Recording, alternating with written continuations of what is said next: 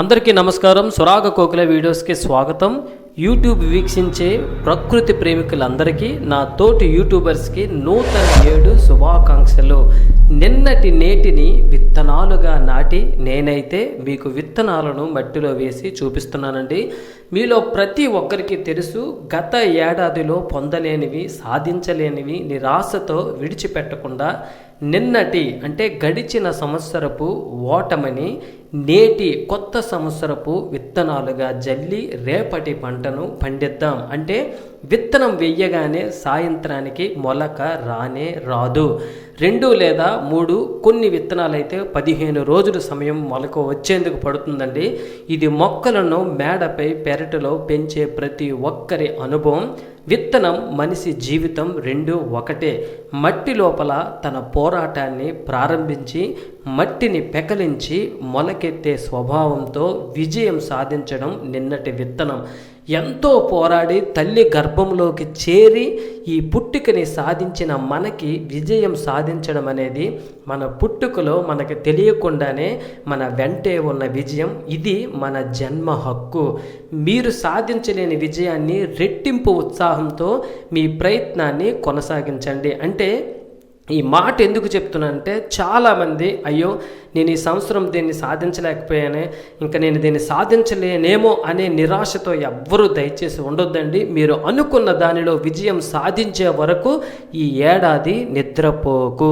వేసిన విత్తనాలు మొలకలు వస్తే ఎంత ఆనందమో తమ చేతులతో విత్తనాలను జల్లినా వేసిన ప్రతి బిడ్డకు అవగతమండి.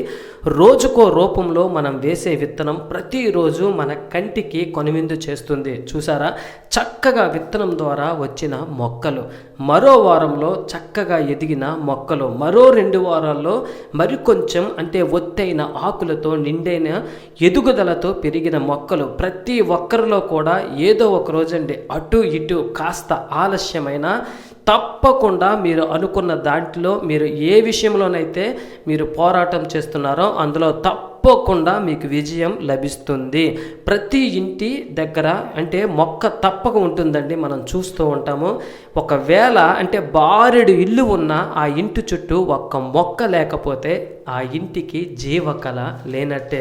ప్రతి ఒక్కరు గుర్తుంచుకోండి, అంచెలంచెలుగా వేసిన విత్తనం అంటే మనము విడివిడిగా ఒక్కో దశలో ఎలా ఎంత అందంగా మీ ఇంటి వాతావరణాన్ని, మీ ఆరోగ్యాన్ని సంరక్షిస్తుందో, ప్రతి మొక్కలోనూ పూసే పువ్వులోనూ ఫలించే ఫలంలోనూ ఏదో నిండైన ఆనందం దాగి ఉంటుందండి. మీ గొప్పతనం ఎక్కడి నిండో మీ ఇంటి వైపు చూసి అబ్బా వారి ఇంట ఎన్ని మొక్కలో, ఇది అంటే వారు మనకి తెలియకుండానే మనం పొందేదండి. ప్రతి ఒక్కరు కూడా ఇగోండి పూల మొక్క, పంట మొక్క, మహావృక్షం, పండ్లు, ఫలాలనిచ్చే చెట్లు ప్రతిదీ కూడా మీ మేడపై ఒక అవగాహనతో చక్కగా అందంగా పెంచుకోవచ్చు.